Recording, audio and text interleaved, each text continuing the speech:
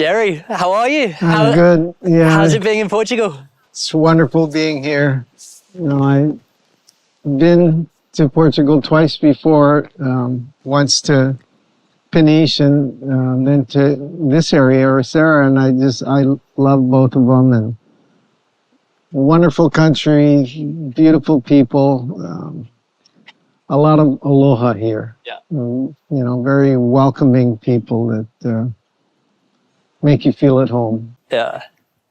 It's a great place. It's quite calming, especially sort of, I mean, the setting where we are now, and you know, amazing waves everywhere. And with last night was the premiere of the European premiere of your movie, the Ying and Yang, and just screened over the hill with partnering with the Portuguese Surf Film Festival. And beautiful venue there, great audience. Both Stacy and I, the director, enjoyed it immensely. Yeah. It's great to have you here. And I was gonna ask before. I'd love to talk about the movie, but before that, I mean, you grew up over in Honolulu, right? And that was sort of born in Honolulu, and most of my misspent youth was there.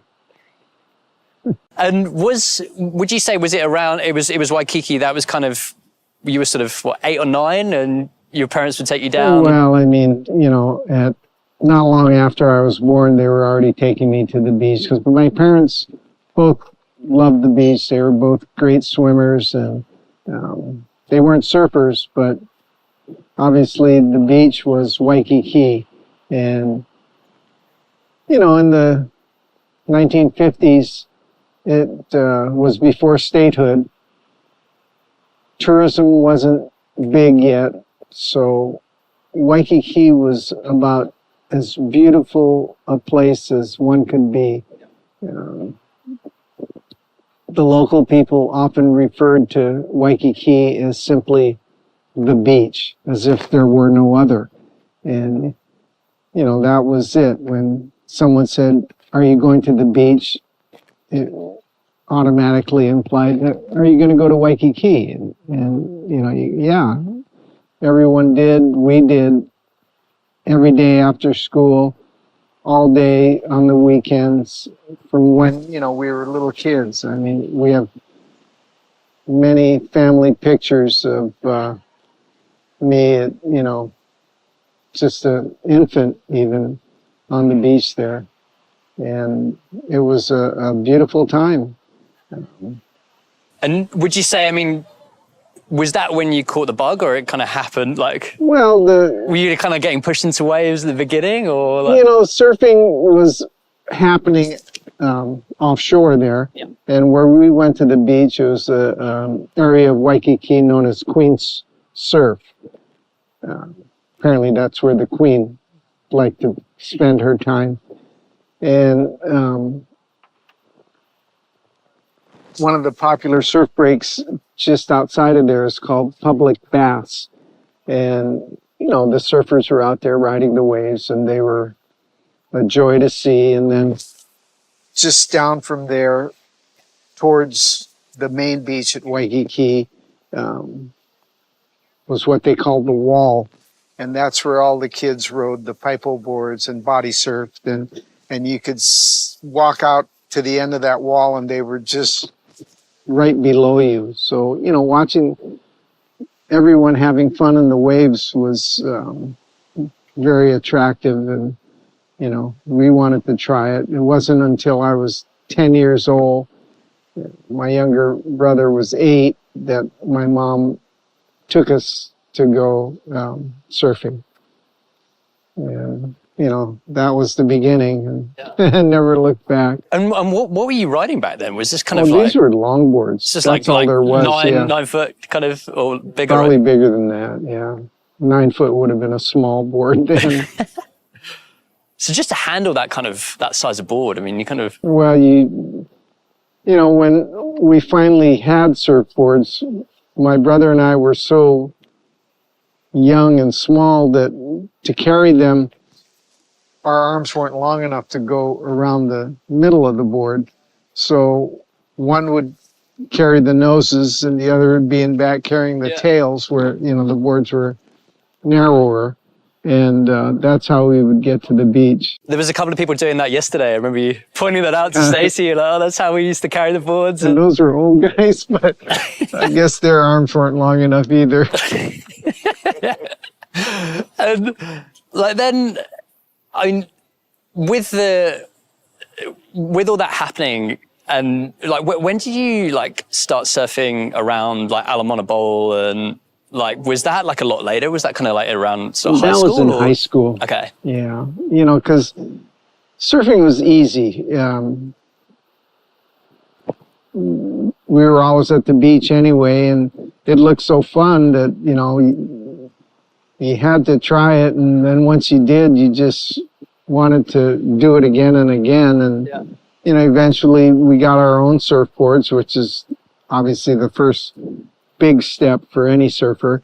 And once we had our own boards, and you know, our parents would just, actually it'd be my older sister, when she was able to drive, she'd take us in the morning, drop us off down at the beach, and you know, we'd spend all day down there, and then late in the afternoon they'd come and pick us up, and you know, we'd go home waiting to do it again.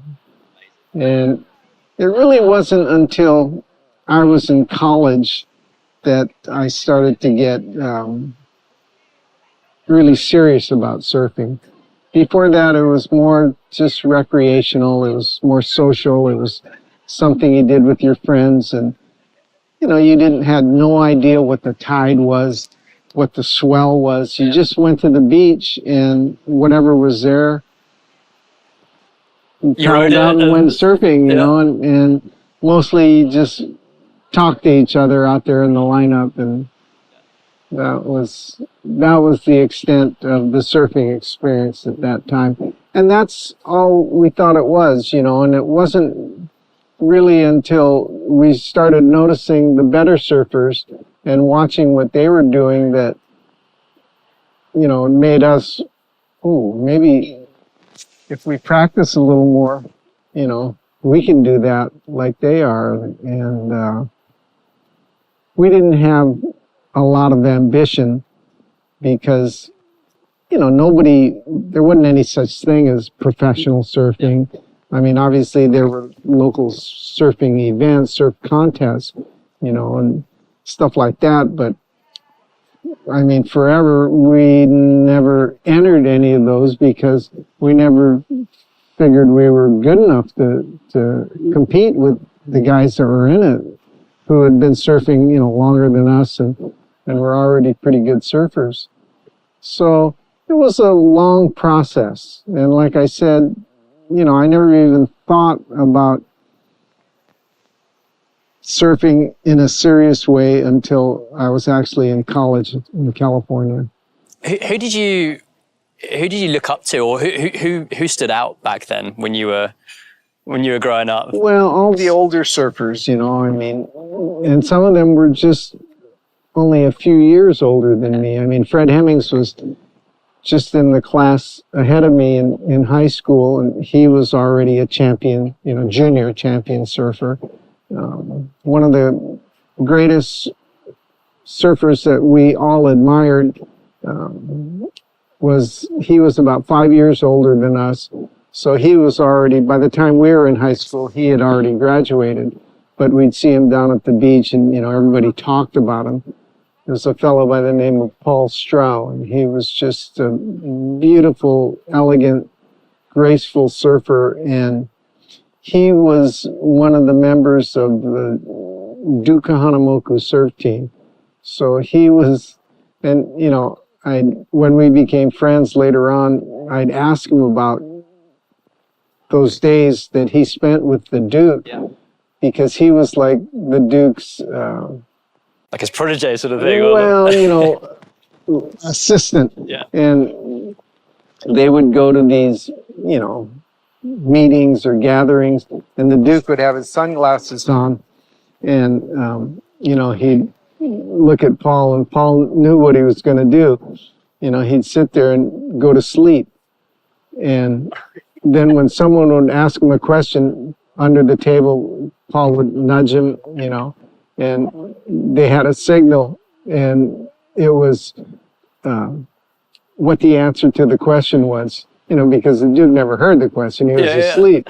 And, one hit was a no, maybe two was a yes, and so he'd wake up and he'd just either nod or shake his head, and that was it. And anyway, yeah, Paul and I are still friends, and he's still a beautiful and elegant guy, which is something I learned, that not only was he that way riding a wave, but he was like that back on the beach too. So he was really a role model for all of, the friends around me that were my age, to want to surf like him and be like him. Was he, do you reckon, like one of the first people that you saw getting tubed before it was even called like getting barreled or getting tubed, right? Actually, he wasn't. He was a regular foot surfer. Okay. And the only wave on the South Shore that regularly had, a tube that someone could ride in was Ala Moana. So Paul was riding backside there, and backside tube riding was pretty rare in those early days. But there were two other surfers that I became very friendly with as well, much older than me, Conrad Kana and Sammy Lee. And both of them were the first guys that I saw ride the tube. And that was at Ala Moana, and they did it on a pretty regular basis when the waves were, right. Yeah. And they were big enough. And how was that? Did that just blow your mind? Are you like, what when I saw that, I just went, man, I want to learn how to do that. And, it was funny seeing those guys, not so long ago, after all these years had passed, and talking about those early days, and they would, tell me what they thought of me, because I was just a young, kid out there, and they were just, oh God, here comes another one, and, but back then, everyone was very respectful of the elder surfers, the better surfers, and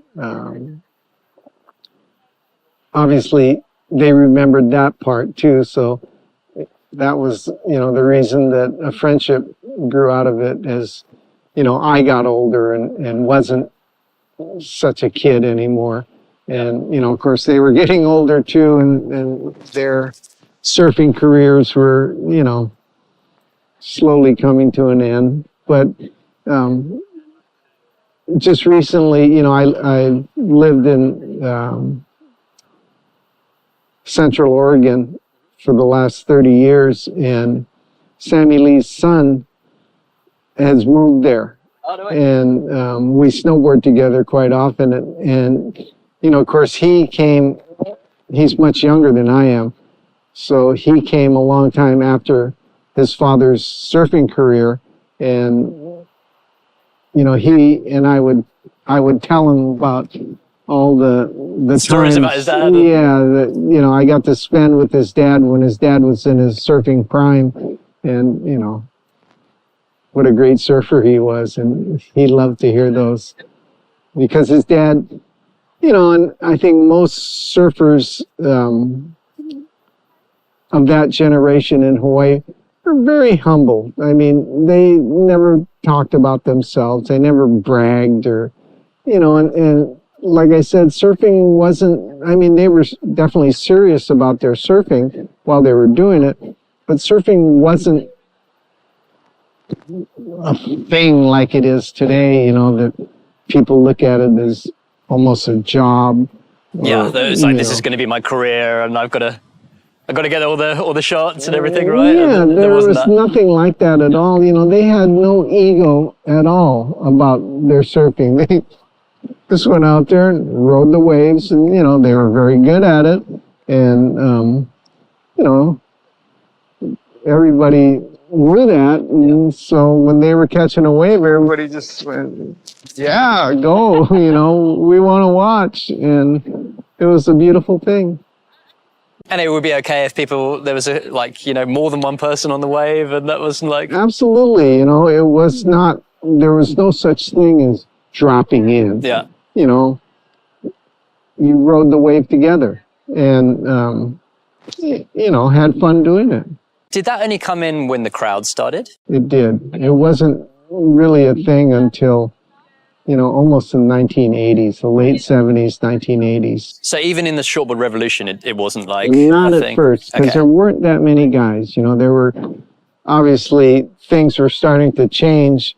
You know, generally speaking, the way it worked was the best surfer got the best waves because he knew the most about where to sit, which ones were the best waves.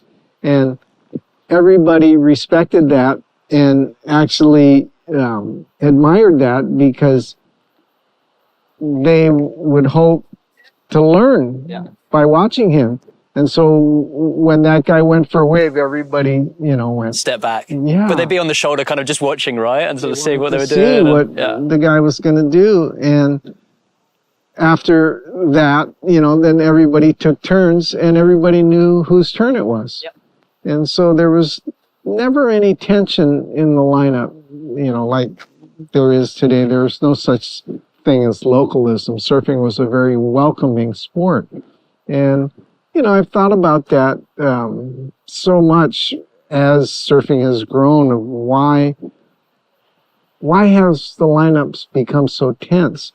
And it's because, you know, first of all, people feel that maybe there's not enough waves for everybody, meaning there's not enough waves for them. For them, right? For that individual pursuit of them wanting to catch more. And you know, there's always another wave coming. Yeah. But sometimes, you know, you can't wait, you know, and you have to go and you know, maybe you know that you're going to be able to surf this wave better than the guy that's already been waiting and is in position for it. And, you know, I was like that at one time, that I would just take waves from people. And, you know, now I look back and went, what a jerk I was, you know. Did you feel guilty, like, looking back at all? And, Not then, but now I do, you know. And I just went, man, that's, you know, rude and impolite. And none of those guys did that, the older guys. But there weren't many of them, so they didn't have to do that. They didn't have to act like that. Was that just at Pipeline? Would you say that was like... That was depending on the day anywhere and the people where the waves were good. Okay. Yeah, and especially on a day, you know, a good day for surf. And it just, you know, as there became more surfers, it just started to happen more and more. Yeah. And, you know, where that whole social order in the lineup of who got the best waves began to change, and it wasn't always the best surfer, but suddenly it was the most aggressive surfer. Okay. Or maybe the guy that, you know, thought he was the toughest guy, even though he wasn't close to being the best surfer. Yeah. That he would just, you know, take the waves that he wanted. And so that kind of started to change the behavior in the lineup, and you know, there started to be tension out there.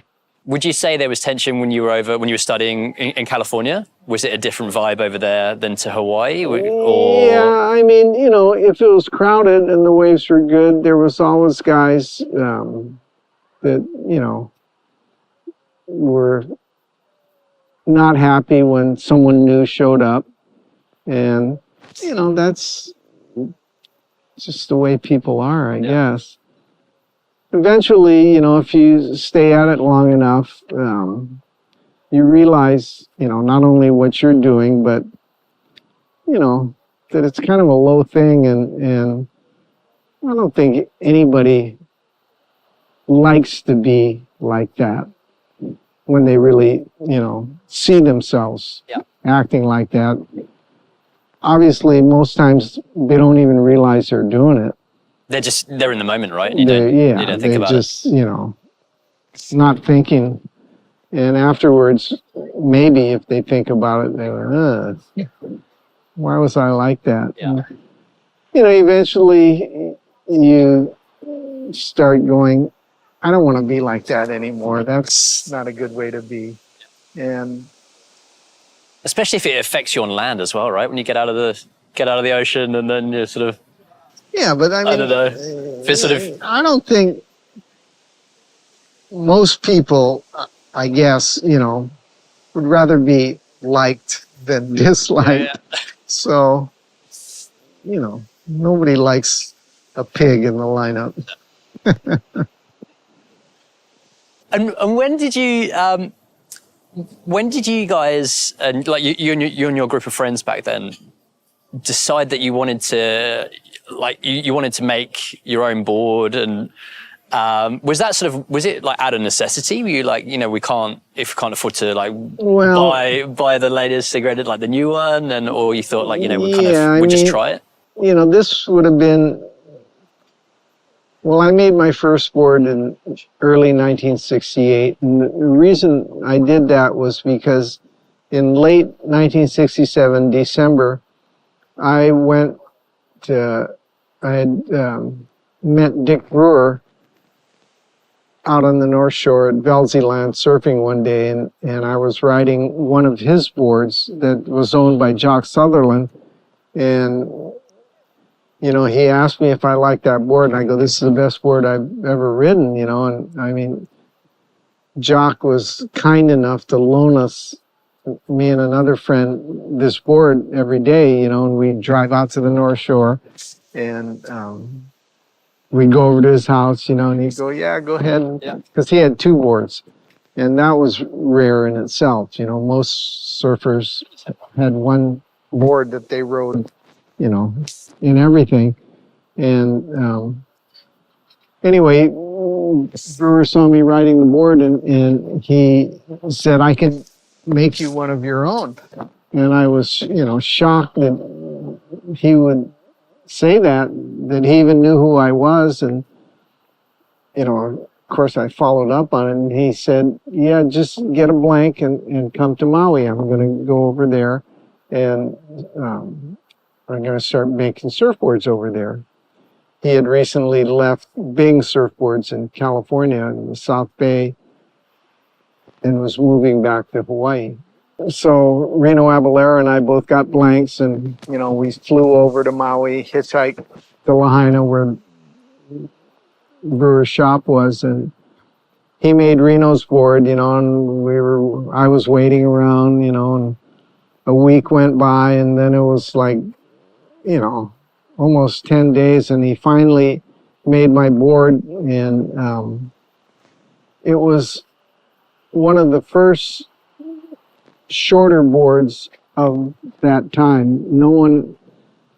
Reno's, who was a smaller guy than me, wanted a board that was, I think, 9 foot 8 inches, and I wanted the same thing, and that was a standard board at the time. Well, Brewer got in the shaping room, and what had happened was, right before we were going to go over and shape my board, Bob McTavish, Nat Young, Russell Hughes, the two, Paul and John Witzig, Australian surfers, had come by, and they had their McTavish wide-tailed, deep V-bottom boards, and McTavish and Brewer started talking about surfboard design, and these were the beginnings of the first Australian shortboards. And when we went in the shaping room, I told Brewer, okay, I want a board just like Reno's, 9/8, and my blank was 10 feet, and he got the saw, And he saw it about a foot off the nose. Like, what are you doing? Whoa. You know, but, you know, I mean, I'm not going to tell the great Dick Brewer. I go, you know, RV, I want a 9.8, you know, and he goes, yeah, you know, keep quiet. They saw it another foot off the tail, you know, and I'm going, what the heck? And Reno's over there giggling in the corner because he's already got his board, and, you know, this thing's like really short, and I'm going, what the heck? And, you know, he fiddled around with a bunch of different templates, and he used a hot dog nose, and then he got the tail of a big gun, and he fitted them together, and it ended up being an 8'6", what we later started calling the first minigun. And, you know, it was a pretty revolutionary shape at the time. And, you know, I didn't know what to think about it, but, you know, right away when I wrote it, I went, wow, this is really a special board. And there's a couple of pictures of me, actually the very first pictures of me surfing the pipeline on that board. Yeah, wow. In the film last night. Was that the first place that you wrote it? Not the first place I wrote it, but it was the first time I wrote it at the pipeline. Yeah. And, you know, later on, all the Brewer team rider surfers, all, you know, guys my age, they all rode that board. Hackman, Jackie Eberly, you know, Kiki Spangler. These were all the top surfers in Hawaii, and they all immediately wanted one. So, you know, Brewer was swamped with orders for these new boards, and, you know, the board was very lightly glassed, so it was starting to get kind of beat up, and you know, I wanted to get a new one, but he was too busy. And that's when the friend of mine that he and I used to go and borrow Jock's board. This is Buddy, right? Or... This is Buddy Dumpy. Yeah. He said, well, let's just make our own. I go, we don't know how. He goes, well, you watched them make this board. Yeah. Because he rode that board too, and he goes, wow, you know, this was a big difference from the longboards that we had. And it worked much better, and so I went, okay. And so, you know, we had at it, and then we started making our boards, and that was the beginning. And he and I both, you know, got real busy making boards for all our friends too. And that was the beginning, you know. He and I both became surfboard builders. Yeah. And you were pretty competitive back then. I mean, this is when that was around the start of competitions and stuff, right? Yeah, I mean, we used to surf in all the contests. You know, I never did very well in many of them, but, you know, every now and then I had my moments. There was a few state championships that you won, and the juniors, and we got lucky, you know. Ala Moana was our spot, and, you know, when they held a contest there, I usually did pretty well. Yeah. Not always, but sometimes.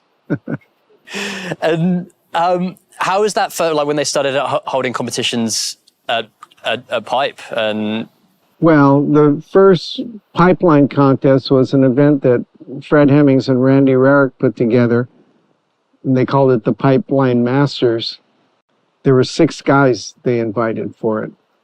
Can't even remember. It was me, Jeff Hackman, Jimmy Blears, and, you know, Jeff and Jimmy and I all went to high school together, so we were all pretty tight friends.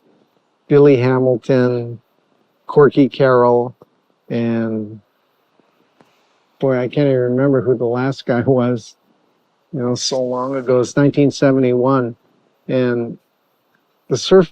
You know, I went in the morning and looked at the surf, and Corky was the only guy. He was reading a newspaper in his car in the little parking lot there, and you know, I walked out and looked at the waves, and it was a north wind, kind of a north swell. It didn't look like Pipeline was going to be any good that day. And I came back and I go, it looks pretty bad. He goes, yeah, I know. I go, has anybody showed up? And he goes, no. I go, you think they're coming? He goes, I don't know. And, so I left, and I think I was watching TV all day or something. And the news came on that night, and they said they held the Pipe Masters, and I went, how did I miss that, And a story came out of that Corky had, told me it was off, and, he never did that, but it was a big story that kind of came out of that. Yeah. And, actually, we were pretty good friends, and he goes, how did that story start? I go, I don't know. I never said anything. But, I missed the first event, and then the next year they had it again, and there was still 6 guys in it. And I won that year. That was 1972. And then the next year they bumped it up to 2 heats. Okay. And it was 12 people in the contest, and I won again. And then I think I was, in the finals for the next few years. But, that was the beginning of that event. It grew into becoming one of the biggest events in surfing. And it was really funny that it started with just 6 guys. They only judged you for going left. Oh, really? Yeah, the judges... There was no back door. Sat on that side. Well, guys were obviously surfing the back door, but the contest was the left at the pipe. Oh, wow, okay, it wasn't both. And so, if you went right, you didn't get scored because the judges couldn't see you. Yeah. They were sitting on the other side. And, yeah, people go, really? Nowadays, obviously, most of the contests are won by guys going right. Would you say like that kind of surfing was then on the verge of sort of gaining in popularity? There was more media and magazines around that time. Well, the movies were coming out, like... Yeah, the thing about those, not the first one, but by the second Pipe Masters, Fred Hemmings had got ABC, Wide World of Sports, to film it. Wow, okay. And, then it went on TV, and, they'd show it in the wintertime, and everybody cold and snowy, Then here's Hawaii. And here's Hawaii, and they're showing us guys surfing, and it was pretty popular, I guess. And so they did that for a number of years. And I remember one year, at first the commentator was a pretty well-known sports commentator for the Wide World of Sports, Jim McKay, and I have a picture of me with Jim in one of those years that I won. And then one year, after he had won all his gold medals, Mark Spitz did the commentating for ABC. And so, I got to meet Mark and spend a little time with him. And nice. He was, how was that? Well, he was a very nice guy. Yeah. And this was around the same sort of time that you went off on your own and had the shop, and that was sort of like the birth of Lightning Bolt, right? Lightning Bolt we started in 1970. My partner Jack Shipley and I, we were both working at another shop called Surfline Hawaii, and the very first surf shop in Hawaii was the Hobie Surfboard Shop. It was started by Dick Metz and Hobie Alter, and it was very successful. This was in the early 1960s. And by 1970, the ownership had already changed hands, and that whole transition into the shortboards really put a dent in which surfboards had been sold. Most of the surfboards were made in California, and they were shipped to Hawaii and sold there. And as the boards started to change to become the shortboards, the whole idea of what a shortboard was supposed to look like, and nobody really knew. There was several years there where, the only guys that really knew were the guys on the beach surfing, and, especially if they were, guys like me that were shaping as well, trying to figure out, what's going to work and where and what type of wave, right? Nobody knew, it was all a brand new thing, and you made a board and you tried it and it didn't work very well, and so you sold that to somebody else, and you went and you made another one, and, you changed something, and, that worked a little better, but it still didn't do what you wanted, and you sold that one, and you went and, it was still, everybody still just had one surfboard. Yeah. And so the idea of a quiver of boards really It didn't exist. hadn't happened yet. Some of the better surfers might have had a big wave gun and another board, but two boards, unless you were, one of the top surfers, everybody just had one surfboard. Yeah. And in 1970, when we started the lightning bolt shop, we ended up buying the Hobie shop because, they couldn't, longboards, nobody was buying them anymore. And that's, what the Hobie brand was, founded on. So the guy that owned it goes, I'm not making any money. You guys want to buy the shop? And it was, pretty cheap. I mean, basically, we bought the racks in the shop and the lease, and we didn't pay very much money for it. But, we got in the door and had a shop of our own, and came up with the name Lightning Bolt, and started going. And right away, we were starting to sell boards. And, that grew. And the reason I think we had so much success was, like I was saying, there was the established manufacturers, the big guys in California. Well, there was a whole bunch of guys just like me that were making boards in their backyards, in their garages, on the back porch of their parents' house. Wherever they could, right? Wherever they could. And, doing a pretty good job of it. And they didn't have anywhere to really sell their boards. They didn't have a showroom. And we had a showroom, so we had, at one time, I think we had 35 or 40 different surfboard builders making boards for us, which was unheard of. Most shops, they had their shaper or maybe one or two shapers, if they were busy. They had their glass shop, they made the boards, they had their showroom, and they sold the boards. Well, this was a whole new concept in surf shops, and it worked. And so, we had a lot of success. And then the whole pro contest thing kind of started to get going. The Australians would come, South Africans, Californians, and a lot of them didn't have boards for the North Shore, or, the boards they brought were not well suited. And so my partner at first, I was kind of against it because he was loaning boards to all these guys, and I go, well, who's paying for those boards? And he goes, well, we are. And I go, well, I don't know if I want to pay for boards for these guys that I got to surf against in the contest.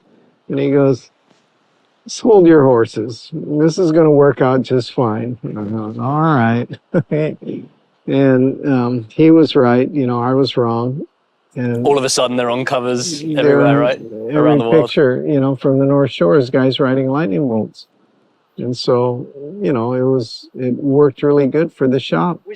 Was after that, then when it was sort of building momentum in Hawaii and in America, over in Australia, and there was all these there was these scenes popping up, the tour, and was that the point where you thought that you wanted to get away? Was there like a bit of a no? That wasn't. Or was that kind of like a right bit later away. on? One of the interesting things is that there was a lot of demand for our boards in not only California, but especially the East Coast.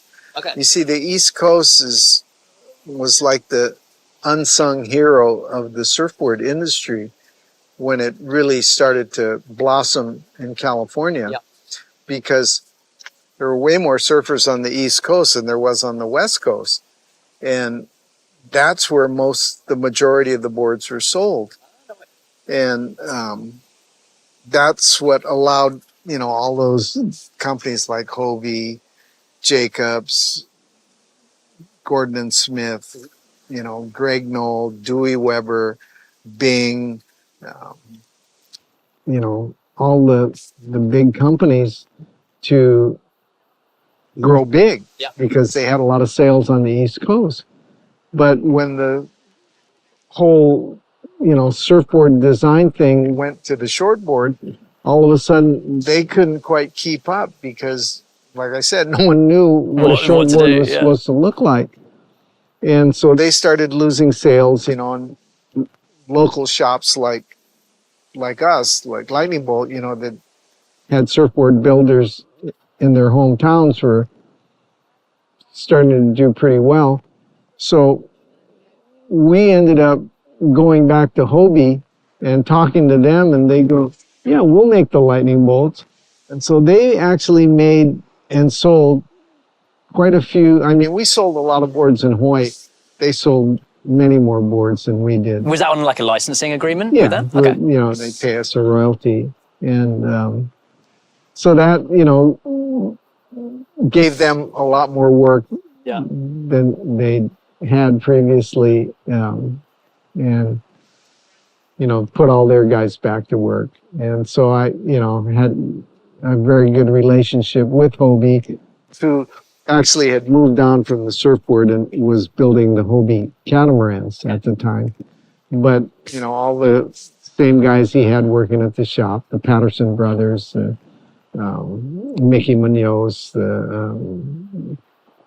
Terry Martin, Danny Bronner, great people. We're still all friends. And, it was a fun thing.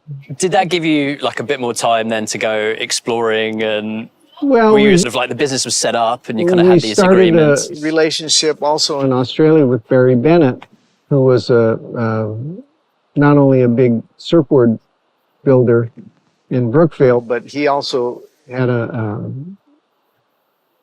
very successful blank building operation. Bennett Blanks was what many of the Australian surfboard builders use for their foam. And Barry became a friend. He used to come to Hawaii, and he actually started building blanks in Honolulu right down the street from us. And so we got to know him, and then when Lightning Bolt started to get popular, he goes, well, I can build them down here. And so that's when we started going down to Australia. And then Australia started having some surf contests. And then it was from Australia that I first went to Bali in 1974. And that was the beginning of that whole Indonesian phase of my life. It lasted a long time, Eventually, we went over to G Land and discovered the waves there. But, that was a beautiful thing, too. I mean, not only Australia, but always going from there to Indonesia.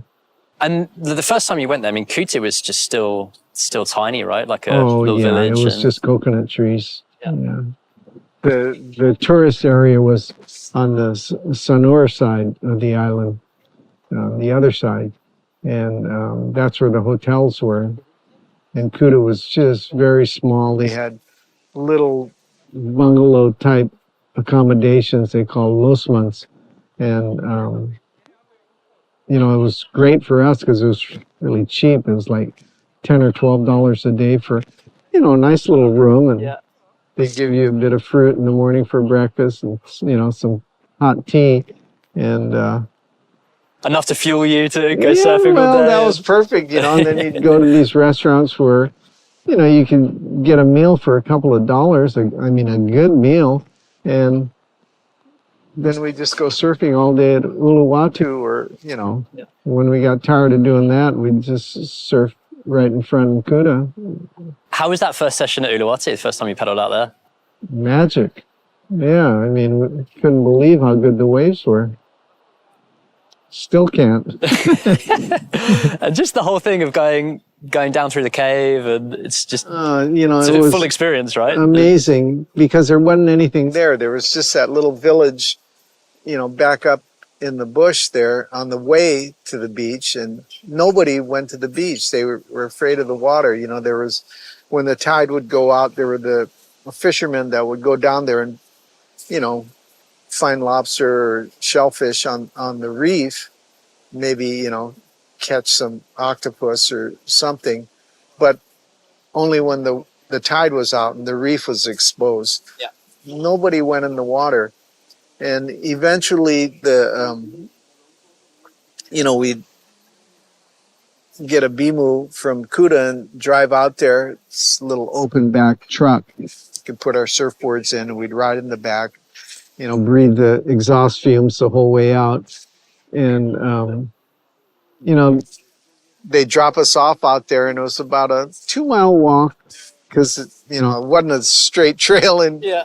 because nobody was going to the beach. It was this roundabout It trail. wasn't like guides just pointing in the direction like there is Yeah, now, I mean, right? you know, once the first time we couldn't even find the beach. Yeah. And, you know, once we knew, we'd, you know, carry our boards and walk in. Eventually, one of the, I think it was Mike Boyum, got one of the village guys, you know, hey, you want to earn some money? Guy goes, sure. Carry this board in for me. And so, you know, we started paying. At first it was the older guys, but then, you know, they were busy. So there was the kids that started carrying our boards for us, the board carriers.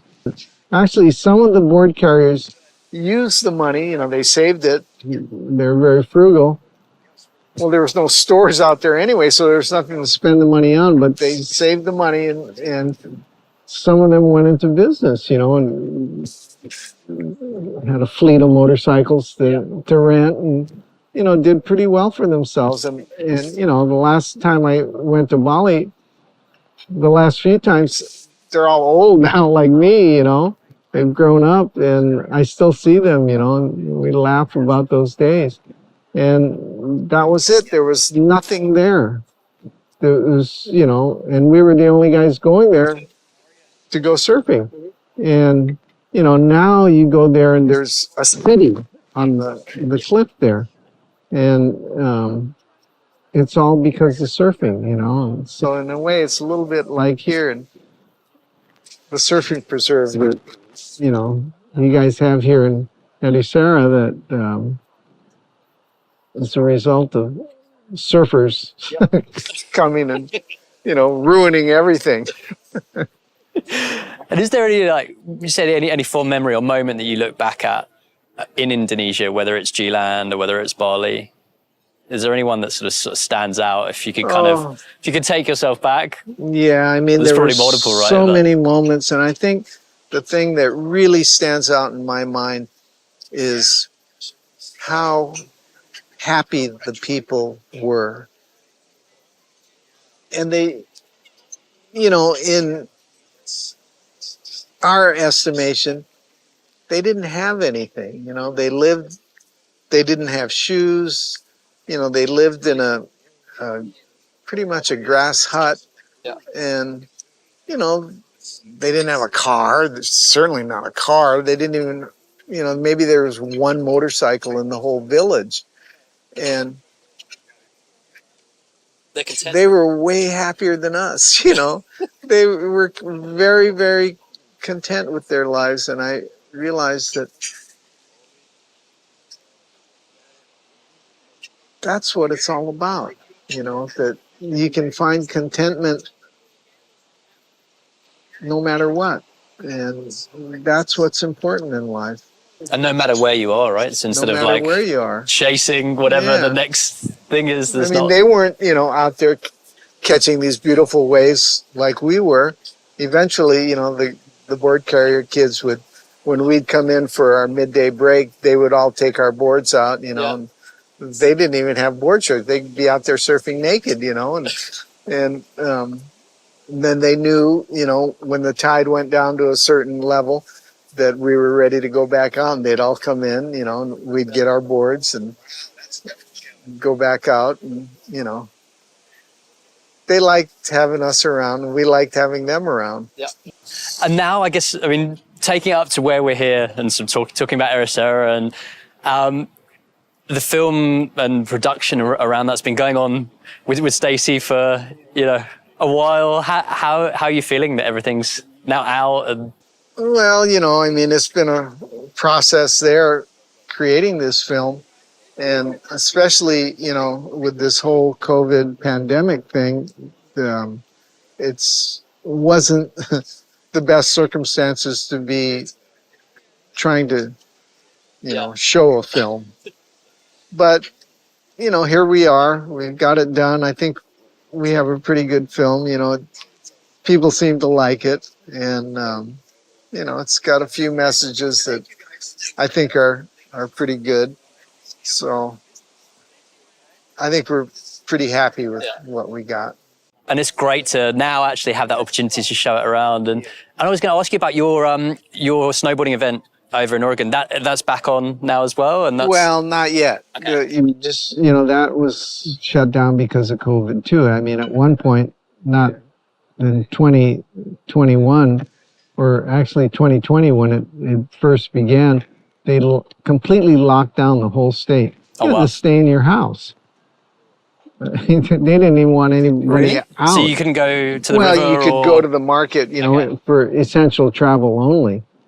But they didn't want you, They closed the mountain. They did everything. Yep. Yeah, it was shut down. And, that... I mean, we were just starting to finish the film up, and we just went, now what? And, it was better because we took a little bit more time. Yeah. Working, tweak a few things and dialing the film in, and here we are. Nice.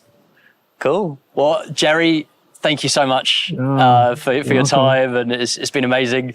Yeah. Amazing chatting to you. I could go on for days just talking about all the stories and Indo and everything and everything that you've done. And it's great to have you here in Portugal. And thanks for coming. Ali. Yeah, it's great. In Hawaii we call this talking story, and we spent a lot of time doing it. And actually, the Portuguese people in Hawaii are the best at talking story. Yeah. They'll talk story all day long. So, this is great. Thanks, Ali. Appreciate your time.